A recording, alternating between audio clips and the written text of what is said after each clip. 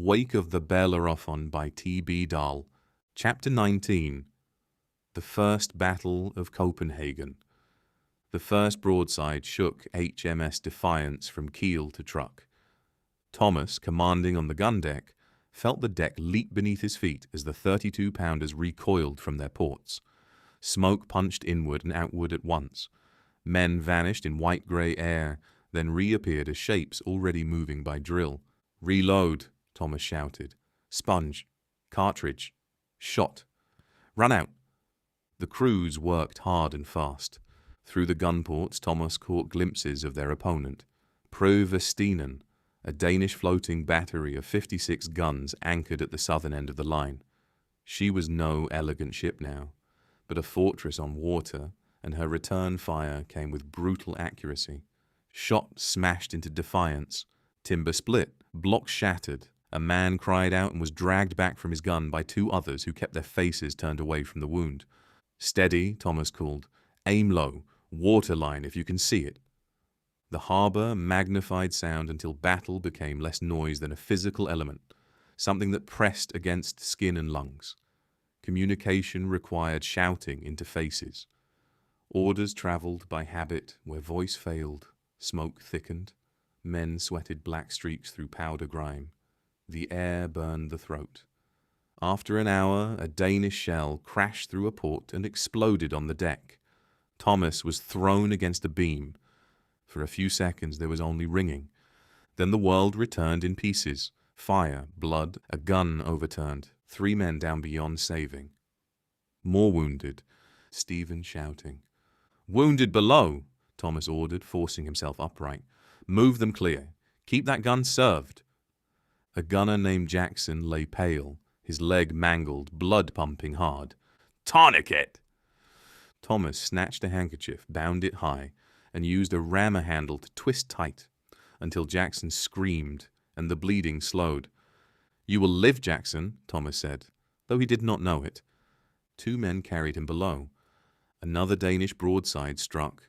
Chain shot came through, scything across the deck, missing Thomas by inches and cutting down 2 men at the next gun. The crew did not break. That was courage, not the absence of terror, but the refusal to surrender the next required motion. Load. Run out. Fire. Again. By noon, Defiance had suffered badly. Rigging cut above. Several guns dismounted. Casualties mounting. Still she fired.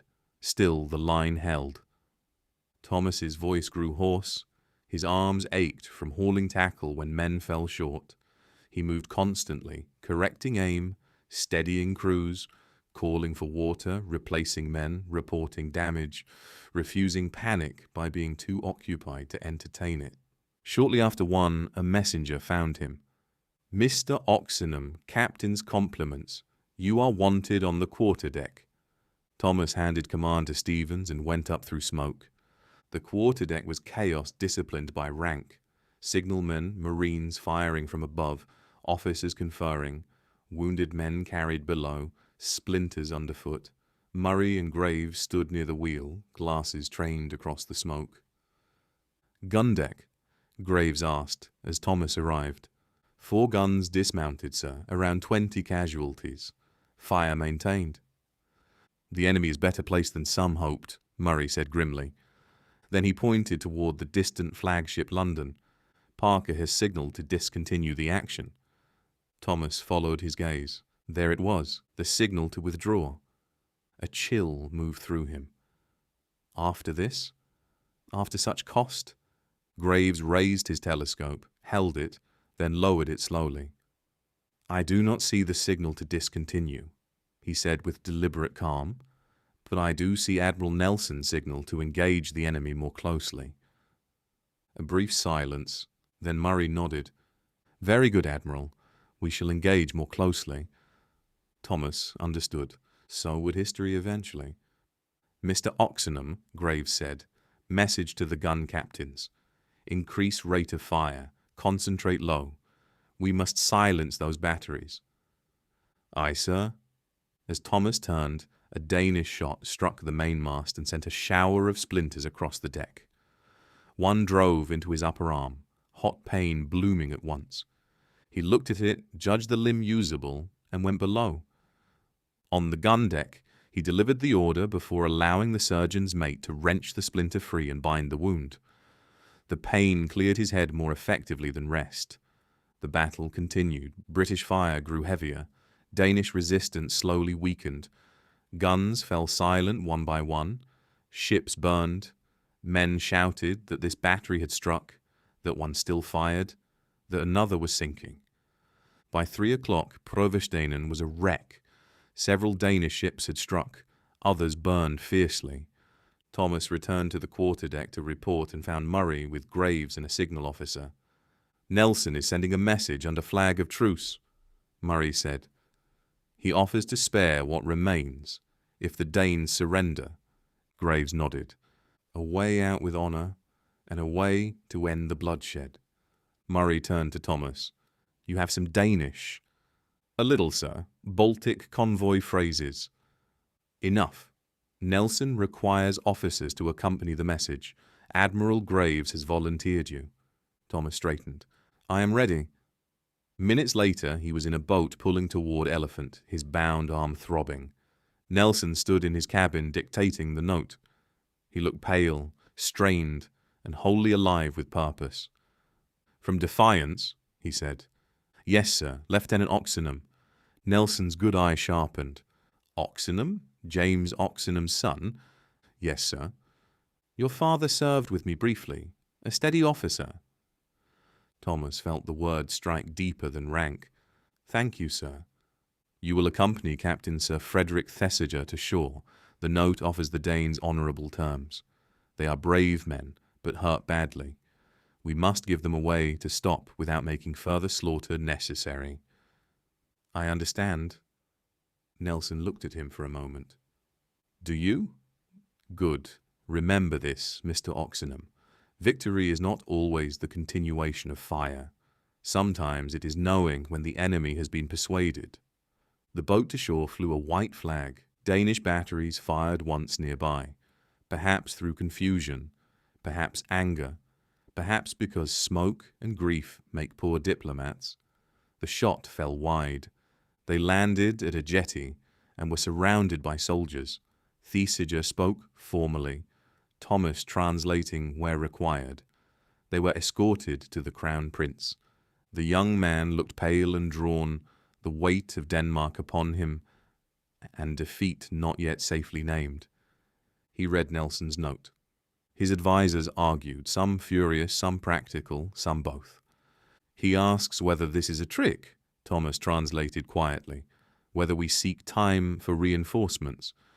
Thesiger answered, "Tell His Highness that Admiral Nelson offers these terms from respect for Danish courage. The alternative is further destruction of the fleet and bombardment." Thomas conveyed the message carefully. A translator's choice could sharpen or soften war. He chose words that preserved firmness without insult. At last, the Crown Prince spoke. "We will consider Admiral Nelson's proposal. A temporary ceasefire will be observed." They returned through a city stunned by battle. From the boat, Thomas saw what the guns had made. Ships burning, wreckage drifting, men on shore hauling wounded, smoke rising in torn columns. Victory, from close range, had no music. Back aboard Elephant, Nelson heard the report and nodded. "He will accept. His fleet is shattered, and we still have ships in reserve. Return to Defiance. Tell Admiral Graves I expect formal surrender by morning." When Thomas returned to Defiance, the sudden quiet felt almost unnatural. The crew repaired damage in silence or low speech. The hull was splintered in dozens of places, rigging cut badly, guns dismounted, blood drying in seams of plank and sawdust. 24 killed, 51 wounded, one of the highest casualty rates in the fleet. By dawn, the Danes had struck. White flags flew from remaining ships and batteries. Captain Murray assembled the officers. "The Danes have accepted terms. They withdraw from the armed neutrality and open their ports to our trade." A cheer began, but Murray raised his hand. "We have won a great victory. We shall not forget what it cost." Among Defiance's dead were Lieutenant Parkington and Lieutenant Davis, struck down by the same Danish broadside that had nearly taken Thomas. Davis. Yesterday, Davis had handed over the morning watch, speaking of wind course, and a fishing boat warned off in darkness. Now he was sewn into canvas with a round shot at his feet. The chaplain read prayers. Bodies slid into the Baltic. Thomas stood with the other officers and felt the strange injustice of survival. With Parkington and Davis gone, Menzies became first lieutenant, and Thomas, by the arithmetic of death, rose at once into greater responsibility. Promotion, he thought, had many ugly cousins. After the service, Graves approached him. "You did well, Mr. Oxenham, under fire and under flag of truce. I shall mention you favourably." "Thank you, sir." "What happens now?" Thomas asked, before he could stop himself. Graves looked across the shattered harbour. "Repairs, then duty. The war continues." For a week, Defiance repaired. New spars, spliced rigging, plugged shot holes, carpenters and sailmakers working day and night, wounded men groaning below, then either recovering or not. Thomas threw himself into labour. He supervised repairs, reorganized his gun division, updated logs, wrote accounts of the battle, and tried not to think too long about Davis's empty place in the wardroom. 10 days after the battle, he was summoned to Murray's cabin. Inside stood Murray, Graves, and Nelson. Thomas halted, saluted. "Ah, Mr. Oxenham," Nelson said. "Excellent reports of your conduct." "Thank you, sir." Navigation before the action, steadiness during it, usefulness in the truce, valuable qualities. "I did my duty." Nelson smiled. "Spoken like your father." James Oxenham never sought credit either, which made giving it to him more pleasant. He turned to Murray. "I form a squadron to pursue the remaining questions of the League. Russians and Swedes are not yet settled, though Copenhagen may have improved their judgment. I want Defiance with us." Murray nodded. "And," Nelson continued, "I would like to borrow Mr. Oxenham. My flagship needs an officer with coastal navigation experience for the Swedish and Russian approaches." Thomas felt the deck alter beneath him, though it had not moved. Murray glanced at him. "He would be a credit to any ship, sir. I can spare him." "Good. Gather your things, Mr. Oxenham. We sail with the evening tide." That evening, Thomas packed his sea chest. Again. He wrote home quickly.